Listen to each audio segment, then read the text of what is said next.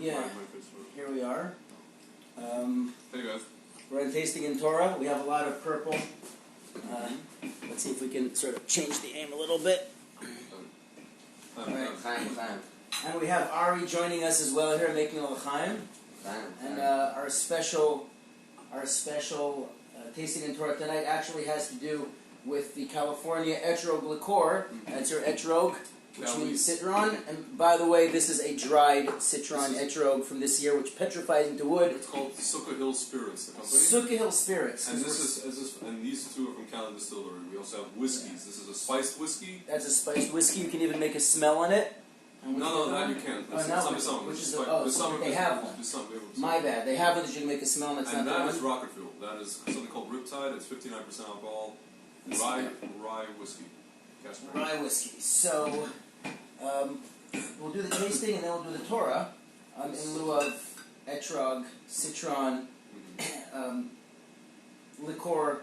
I have a Freud here because we ran out of this, but this is going to be instead. So, l'chaim. And this which is this? You're drinking the spiced whiskey. Gosh. And I'm drinking rocket fuel.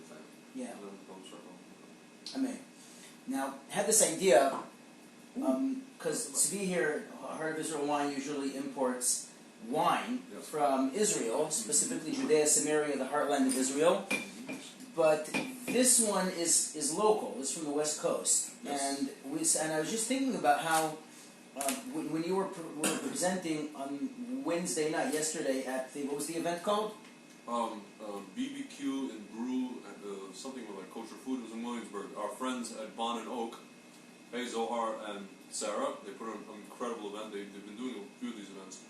So specifically for bourbons, beer, and kosher food of fleisches. It was a very nice event, and Tzvi had Shlomo Gason from Zusha. Yes, my friend Shlomo from the band Zusha. So he came there on the spot, and he asked him to talk about the Etrog. So he was talking about, what was it that he said?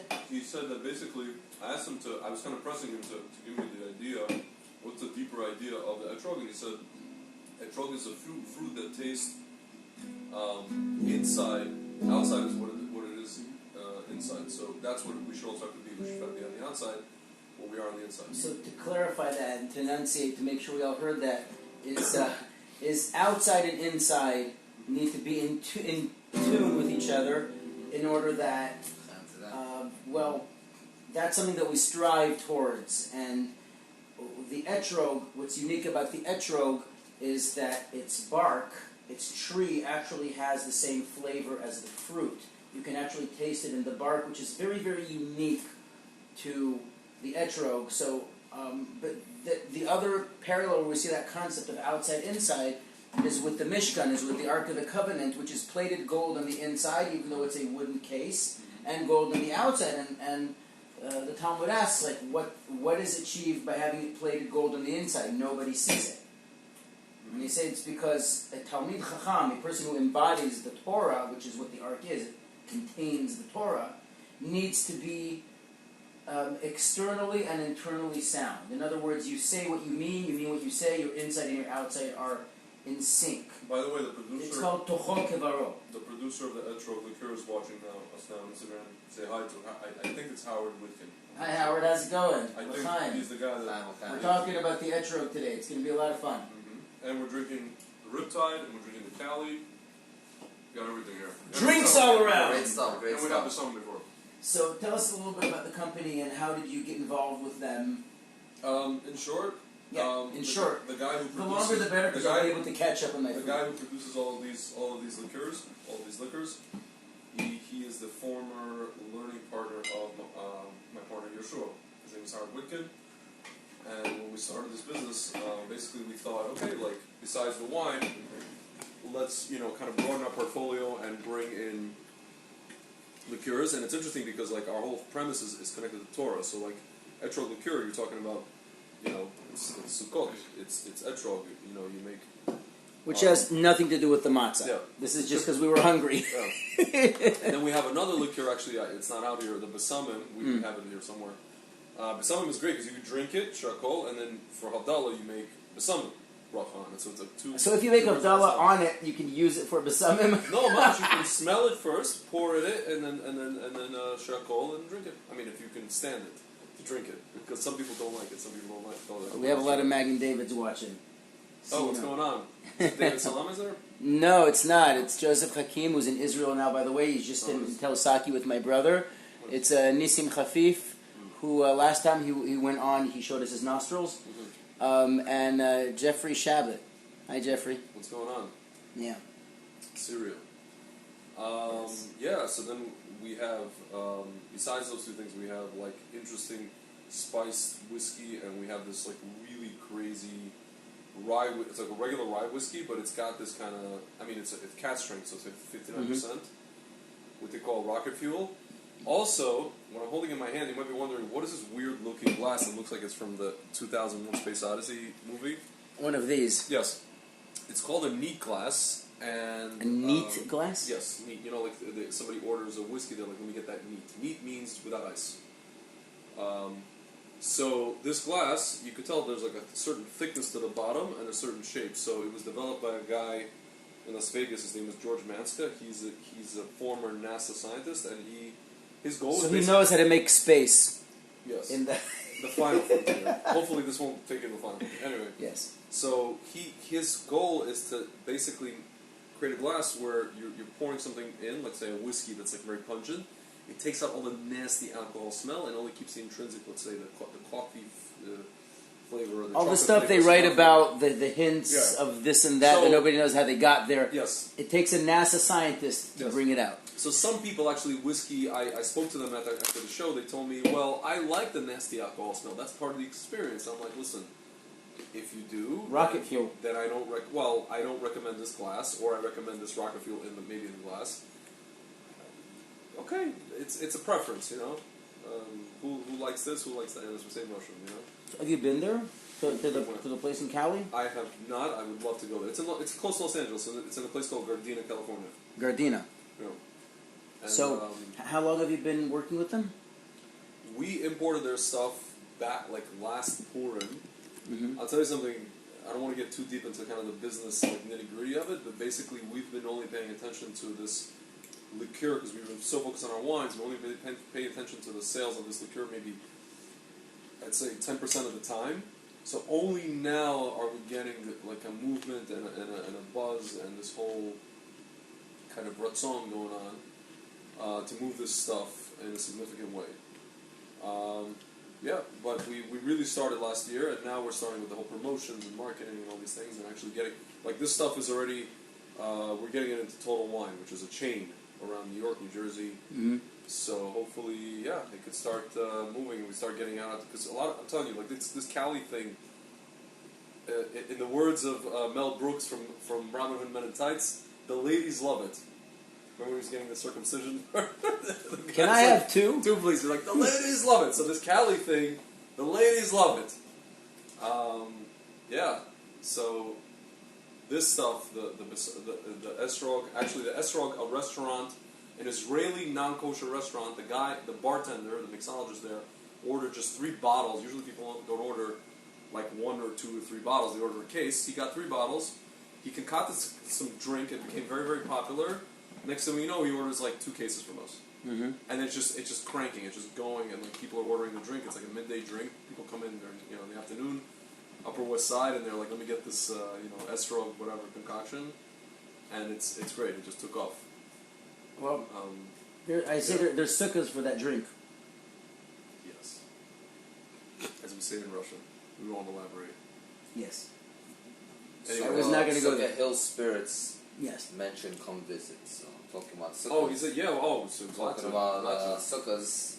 Sukkah made The best time to visit Sukkah Hill is on Sukkahs, to have a sukkah on top of the hill and to have Sukkah Hill spirits. Yes. And then you'll feel very spiritual. If you want to know the interesting part about this whole Etrog liqueur, the guy who actually grows the estrogim, he originally was an orange farmer in California, a non-Jewish guy. He probably knows more about the laws, the halachas of Etrog, than most Orthodox Jews. And he even says, like, if you ask him, he'll say, 80% of the etrogs he grows are not, used the word puzzle, they are not legal for sukkahs. That's cool. He's just sold it to our friend Howard, and Howard made a liqueur. It's really cool. But in archaeology from ancient synagogues and so on, the etrog and the other three, like the four species of tabernacles it's not tabernacles. What's Sukkah called? Pentecost. No. Booths, tabernacles. The Pentecost is Pentecost is Shavuot, Pesach is Passover. Yeah, I think it's called. Okay, so in tabernacles. In tabernacles. So the four species are an iconic Jewish image. There's something that's iconically Jewish, and it's found on Bar Kochva coins. It's found on the first Roman Jewish war in the year 66, the Great Revolt, which ended up with the destruction of the Second Temple. It's in synagogue floors. It's on decorations. It's a very iconic Jewish image because it's clearly Jewish. It doesn't look like anything anybody else has. So it shows up on a lot of Jewish art. It's famous. So it's really, really cool. So I thought the Torah part for here, I thought we can really go down to the source of why the etrog is so important, how it relates to Gan Eden, which was a separate story. We did the Gan Eden, wine, and what was it, from 93? 96, something like 90, that. 90. And I figured we'd go into this a little bit. So we're going to start with the whole inside and outside thing. So, in essence, what would you say was the essence of the sin of humankind in the Garden of Eden? The essence was, he ate. What was it? The tree was supposed to taste like the fruit, but it originally it did, but then it didn't. There's two parts. Am I jumping ahead? You're going a little bit further, earlier. So there's two stages. There's the tree itself, and then there is how, first of all, Eve, Chava, responded to the serpent who spoke about it. Mm-hmm. So let's start with Eve and the serpent, and we'll see how that all ties into the etrog, which is really cool. So, the story shows up in Bereshit in chapter 3, right? Christian chapter 3, and it goes, the serpent was cunning and wise more than all the other animals of the field, etc., etc., etc. And then he comes to the woman and he says, "V'omer el ha'isha, af ki amar Elohim lo tochlu mikol etz hagan." Even though God said you shouldn't eat from all of the trees of the garden. Okay, what does she say in response? She says to the serpent, what do you mean? We may eat from the fruits of the garden, from the fruits of the tree which is in the center of the garden. Amar Elohim, said the Lord, you should not eat from it, nor touch it, lest you die. What went wrong here?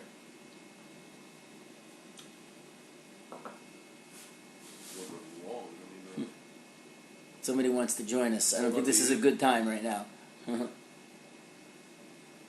So, what did the serpent say? He said, God, even though God said you should not eat from all of the trees of the garden. He got very technical. He got into he said tree. Semantics. He said tree. Yeah. No, but that's true. Right. God said it. Let's take a look earlier. He's very like. So this is in Genesis 2, 16, 17. ויצב אדוני אלוהים על האדם לאמור מכל עץ הגן אכל תאכל. God the Lord commissioned Adam to say, you may eat from all of the trees of the garden. You can eat from the trees. Mm-hmm. Did anybody mention fruit? Nobody mentioned fruit. Right? Isn't that cool? So let's continue. ומעץ הדעת טוב ורע לא תאכל ממנו, כי ביום אכולך ממנו מות תמות. But from the tree of knowledge, good and evil, you shall not eat from it, for on the day when you will eat from it, you shall surely die. Okay, nobody mentioned fruit. Where does fruit show up for the first time? Chava. Chava says, what do you mean? God said we can eat from the fruit of the tree, of the garden. Can I say from something? The fruit of the tree of the garden. Can I say something that makes Please. Be construed as sexist? If you come up to a woman and you say, you're acting stupid. You know what she's going to say? You called me stupid!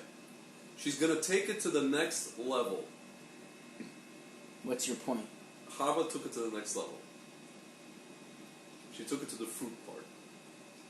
They were told for the tree part, Chava went to the fruit part. She jumped to the next. She didn't. I wouldn't say she jumped. She translated in her own head, in her female brain, what she thought she heard. Whatever it is that's going on there, I'm not going there. Yeah. She separated between the tree and the fruit. Yes. The interesting thing is that that's not the first time that happened. Right? The earlier time, that's what you were alluding to, is on the third day of creation. Okay? You're going? We're going to say, I thought you'd enjoy listening into this. I think it was beautiful. It was nice, and we definitely have to do this again. To wake up like in a few hours, but I really enjoyed this, and we have to do this again. All right, we got to do the custom. Exactly. The custom of saying goodbye. But thanks for joining us, Ari. Thank you guys. God bless. Continue spreading the Torah. Indeed. Good Shabbos. Good Shabbos. Holy Eden. This is what we need. Indeed. We need more of this. Yeah.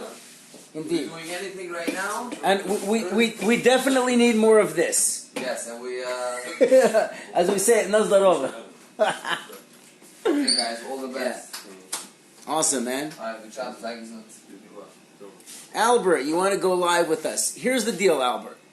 You stay connected until we are done with this Dvar Torah, and then you can connect and say something. Yeah. That's the point. You have to rebuild the trust. Yes, exactly.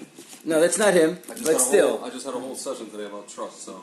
Yes, we're Jews, we love trusts. Yes.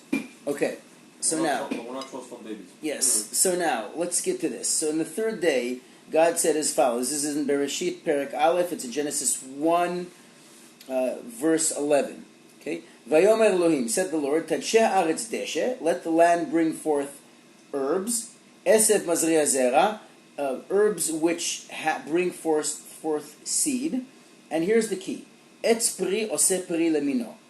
Etz Peri, a fruit tree, Ose Peri Lemino, which brings forth fruits according to its species, asher zar'o vo ala haaretz vayichel, which has seeds which plant themselves, etc. And it was so.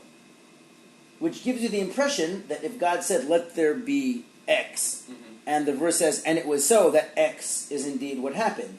Except the next verse comes and shows you that it didn't. Right?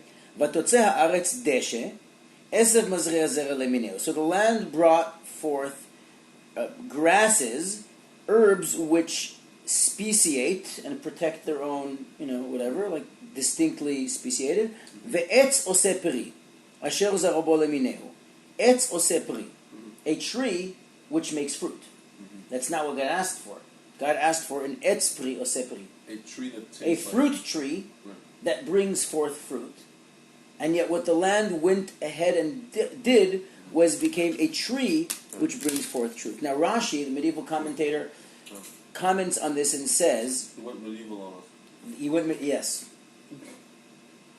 The French, what are you going to do? He went medieval on us. And he's French. Yes, and so what he did was he said that he brought the midrash that says, since the land did not fulfill its command to create fruit trees bearing fruit, but rather just became a tree bearing fruit, therefore, kishenit kalel adam al avono nifkeda afi al avona. When humankind was cursed for his sin, so too was the land cursed for its sin. So there's a connection between the separation of fruit and tree, which we see that happens in the Etz Hadat. Now the beautiful thing is that according to Chazal, one of the things which the Etz Hadat was about is the Etrog. The Etrog, which is what our subject for tonight is, the Etrog Liquor, the citron, and the tree of knowledge, the tree of Etz Hadat. And Etz Chaim is that it's about the tree. And the beautiful thing is... No, keep talking, your house. The beautiful thing is... Where are you going? You're bringing us a few samples. The besamim. Yes, the besamim. Let's take a look at that. This is a beautiful thing because you can do during Havdalah, you make the bracha on the besamim. Besamim. And then shakol at the end, and you drink it. Assuming you like drinking besamim. Yeah. Now, Close. we're tying into Sukkot. So the four species in Sukkot are related to Etz Hadat and Etz Chaim, and in a sense to, the holiday itself has to do with death, right? Mm-hmm. I mean, it's the death of the year, Yeah. and it's the harvest festival, and all of the associations with the harvest in the world in general. The You know, leaves- Halloween the and leaves pumpkins the and leaves are, everything's going dying, and you make this. So it's a holiday that deals with the cycle of life and death, etc. Really interesting. Now, just in terms of the etrog itself, death comes to the world as the result of the separation of the tree from the fruit, which means, in terms of humankind, that there is the person themselves, and then there's what the person produces. And death is innately associated with that separation of the person who produces something and the product. In other words, what Shlomo Geisen was mentioning, Toho kevaro, your inside and your outside matching. In other words, you can have a person who's a brilliant man, who's a professor, a genius person, but the person can't speak, can't say good morning to the next person. In other words, what that person produces isn't inherent in who the person is. It's not congruent. And that separation is death. And there's one fruit, I think one fruit which defies death. The etrog. It's interesting, yeah. The etrog turns into wood. Wow. It petrifies. It does not rot. So if something happens and I look petrified, does that mean I'm defying death? If we have this petrified look on our faces. Talk about timing. Talk about corny cons, huh? Yes, this is not corn. This isn't the etrog. The bourbon is corn. Now I'm covering your face with the etrog now, just so nobody pay no attention to the man behind the citron. Yeah. So the beautiful thing about the etrog, just a beautiful idea. What's an amazing idea is that the fruit which counteracts the damage of the Eitz Hadat, which also there's some word textual connections there too. I'm not getting into all that. Just the beautiful idea is that the one fruit whose bark tastes like the fruit, because there is that harmony between the process which produces it and the product itself, the pri and the etz, there is no death. And it doesn't die. Wow. Isn't that amazing? Wow. Right? The one fruit. And that's the one that we use. Mind blown. And on that note, let's see if there's anybody else who wanted to say anything. We're just covering your face with that. I can't see you. All right. I think that's a beautiful idea. An etrog is a type of citrus. Yes, that is true. An etrog is a type of citrus. So our friend writes... The etrog is mistranslated as citron. Yeah. That's a mistranslation. So our friend from Sukkah Hill, Howard, says etrog is the oldest citrus fruit in the Western world, ancestor of the orange, lemon, etc. Yes, it's an ancient fruit, and one of the ways we identified it is because we say it's pri etz hadar, and Chazal say it's hadar be'ilano shana b'shana. It's a fruit which dwells, ladur, on its tree from year to year. And the amazing thing is that, to live, is that the etrog will keep on growing on the tree until it drops. I've seen images of etrogim in India. They keep on growing. They're huge. I mean, they get deformed and disgusting. But the Yemenites use massive etrogim because they keep on growing. We have a friend in Flatbush who used to make his business every Sukkah to sell this couch. Those elephant etrogim. It's insane. I'm not an animal, I'm a human being. Yeah, it's like elephant man.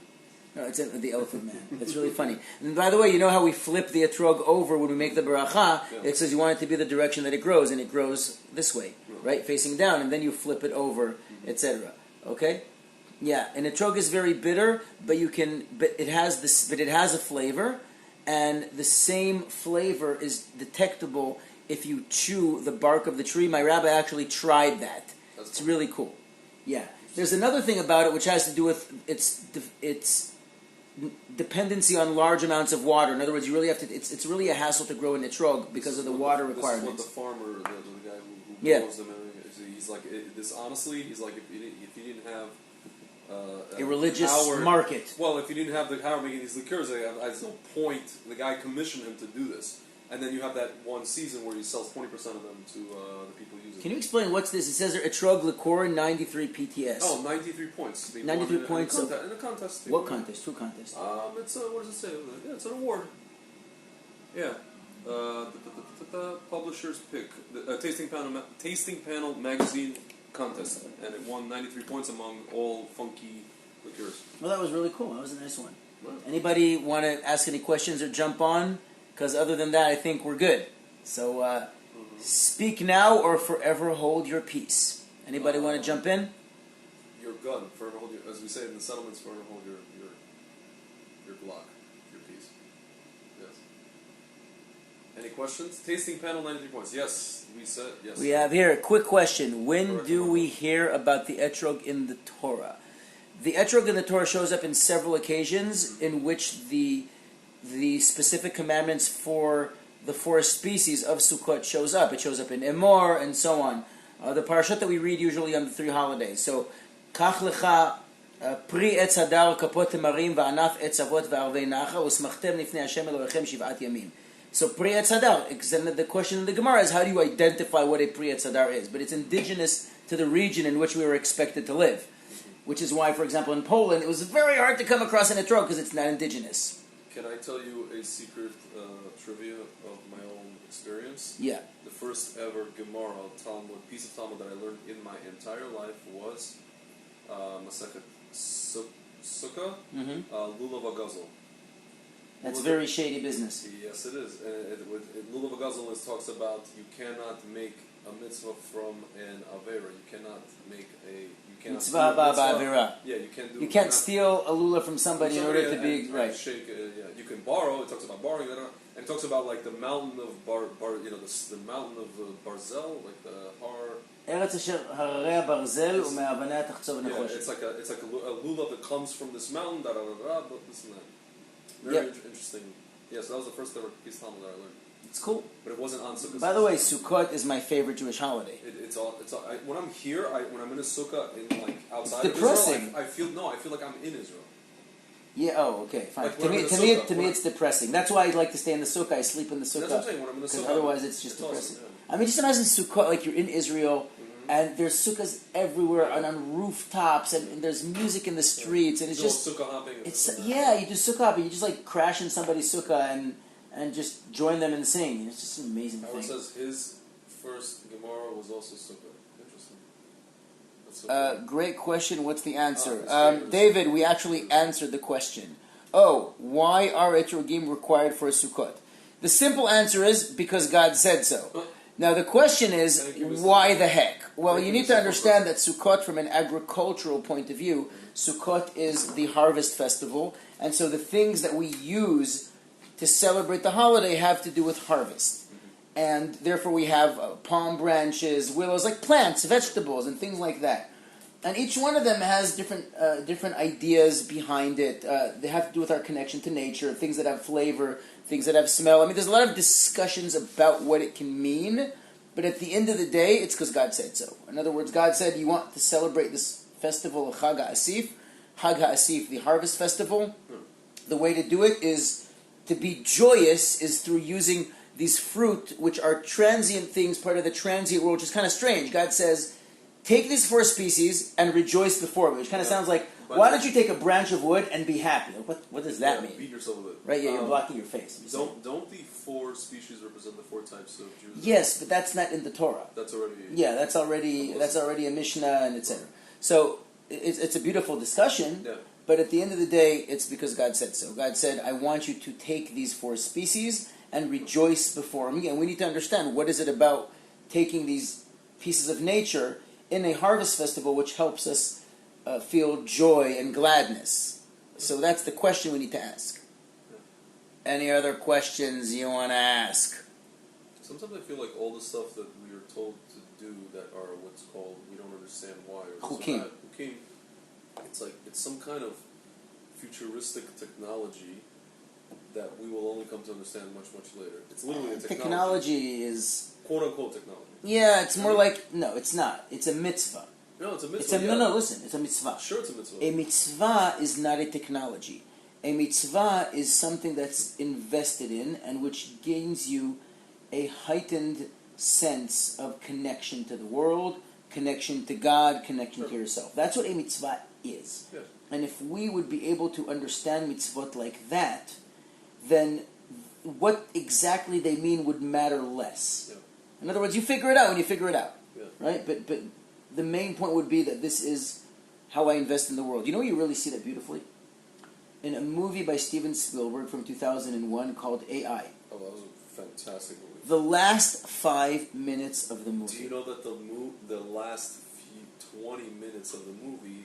You know when he brings his mother back? Do you know this? No, but I'm not talking about the movie itself. I'm talking about the production of the movie. Do you know that the movie was co-directed? Most of the movie was co-directed by Spielberg and Stanley Kubrick, and then Stanley Kubrick passed away. Stanley and you Kubrick. You can tell. Is that why the movie's so monolithic? So you could tell the last 20 or 15 minutes of the movie is just Spielberg. It lost that. It lost that monolithic. It lost aspect. The Kubricky aspect. It lost that. Yes, I'm still answering questions. I'm answering the previous question: why are Etrogim required for Sukkot? And after I answer that, we'll hear more questions. So. It's a mitzvah. It's a mitzvah. Now, what is a mitzvah? So in that movie AI, it's worth watching the entire 2 hours just for those 5 minutes. In those 5 minutes, the story basically is this kid who is an artificial intelligence who's programmed to love like his parents, like a child loves his parents, right? And his mother died like 2,000 years ago. There was an ice age. Humanity froze. And he's the last remaining AI who has come in contact with humans. And this advanced artificial intelligence tells him that through the most advanced cutting-edge physics that they have, they can bring back his mother for 24 hours, but after that, she will be gone forever, and he will never be able to see her again. And he said he's willing to do that because those 24 hours for him will last forever. And you see, it's exactly because amazing. But the beautiful thing that happens there is that she wakes up, and every single thing he does for her is eternity. He makes her coffee, and you see the excitement, and I'm making coffee for my mom. That, my rabbi says, that is the most profound example of simcha shel mitzvah, of the joy in doing a mitzvah. Because it is transient. And the very fact that it is transient, that means that it will move, it will transcend, it won't last forever, it will die, like the etrog, everything dies. And it's specifically because it dies that it is eternal. Like William Blake said, to hold eternity in the palm of your hand and infinity in an hour, right? It's because when something is specifically because the thing will not repeat itself an infinite number of times, that's why it's unique, that's why it's eternal. And part of the celebration of Sukkot through transient things that will die and wither and pass, is what allows us to rejoice. That was the first question. Why are etrogim bitter? That's just their flavor. I don't know. But the beautiful thing that Chachamim say about it is that it represents, it has a flavor, but it has no smell. It's that it has a flavor and a smell. Now it happens to have a bitter flavor, but that's fine, because you can pickle it and then it tastes good. You can make jam. My mother makes jam out of it. People make liqueur out of it. It's fine. You can pickle anything. Russians pickle watermelons. That's actually disgusting. But they love it with vodka. And then they put vodka in a water, whatever. That's provocative. Yes. Yeah. I don't know. It's a fruit. What? Watermelon is not a fruit. Mm-hmm. No. David, watermelon is not a fruit. So what is it? It's a squash. It's a thing that is crushed by that comedian, what's his name, Gallagher. With the mallet. Hey everyone, attention! I didn't get enough attention. I got a whole anthology of these things, man. That's what happens when you sit and you watch like stand-up comedy. Yeah, exactly. What? I don't know. I don't know what he's talking about anymore. I've lost track. For the people who know, they know. That's right. And if you don't know, you don't know. You better ask somebody. Exactly. Gallagher and the watermelon. Mm-hmm. So Yaakov Go on YouTube, look it up. Optu is asking, a watermelon is a fruit? Who? What? Watermelon is... How is a watermelon a fruit? It grows in the ground. And it grows 1 year and it's gone. The whole plant is gone. He's asking, you're saying... He's asking. I've grown this stuff before. I've grown these vegetables. Seriously. Okay. Yeah. I'm not your standard go to the supermarket and that's the first time you see a fruit or a vegetable. I've grown stuff for years. It's like the chicken is the way it is. Yes. Why do you have to kill cows to make hamburgers? Just buy it in the supermarket. Do you know that I literally know people who will not eat a chicken if they see it's shechted, but they'll eat the chicken from the supermarket. And I also know people who can eat pizza, but they cannot have tomatoes. And they can have tomato sauce, but they can have pizza. And if you tell them, do you know that there's tomatoes in the pizza? Like, yes, I know, but it's a different form. Yeah, but you know, for every tablespoon of ketchup is a teaspoon of sugar. Helps the pizza go down. Just a teaspoon of sugar helps the medicine go down. The medicine go down. Sherry Bobbins. Sherry Bobbins. Speaking Any of other fish, questions, or are we saying goodnight? I think we're saying goodnight. Yes. All right. Well, we're going to see us on YouTube, so we're going to upload this later. Mr. Whitkin. Would you tell hello to Mr. Whitkin? I'm telling him hello here because Yes. he's watching here. But say goodnight to our watchers. Wait a minute. Tov, Do you Syria, stay safe. David Salam is asking, do you study the Navi? The prophets. You know that Rav Kook Do you said, want a simple answer to that? Do you know that Rav Kook said that all Jews will eventually daily. Here's my Navi. all Jews will eventually have the ability to have some level of prophecy. All in meaning like some of the simplest Jews. Rav Kook said that. Yep. And I feel like it's Well, Chamim really say, bad. Chacham adif min Navi. A wise person is superior to a prophet, because a prophet needs God to tell him something, and a wise person sees it. As we say, Ezeu Chacham, exactly. Haro'eh et hanolad. So wisdom is greater than prophecy. Yep. Right. Yep, I'm a big Navi buff. In fact, Rabbi Aryeh Kaplan has an English commentary on Nevi'im and Ketuvim called The Living Nach. And since Nach is one of my nicknames, I love that book. Thanks for tuning in, guys. Yep, Be'ezrat Hashem, you'll be able to make the poster next time. It's all good, David.